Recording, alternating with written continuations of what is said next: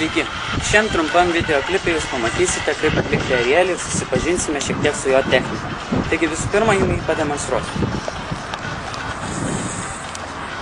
Aš atlieku per dešinę pusę.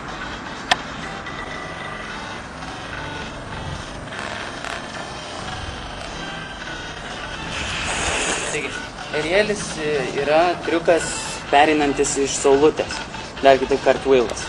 Taigi dabar parodysiu ir cartwheelą, paaiškinsiu kaip jį atlikti ir tada arielio visą techniką.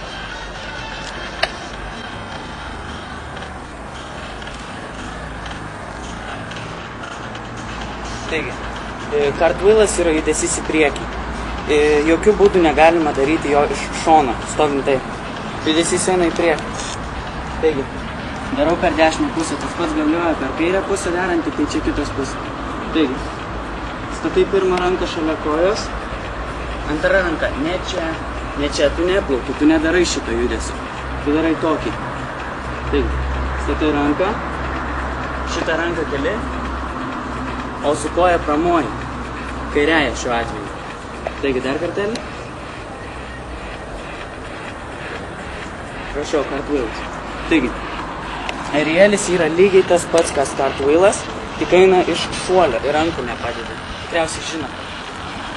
Taigi, darau per 10 pusę, dar kartą pakartoju. Nesusimaišykit, jūs turit žinot savo pusę. Taigi, atsispiriamoji koja priekyje, mojamoji koja gale. Tas pats, kas ant cartwheelo. Šita ranka eina pirma. Moji ją už savęs. Čia. Kad eitų šuolis, jinai tave meta.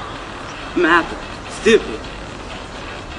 Atsispiritupi, spiriesi, su ranka moji atgal. Moji. O šita pareina irgi iš viršaus.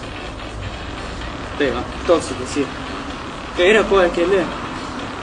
Viskas vienu metu. Taigi dar kartelį.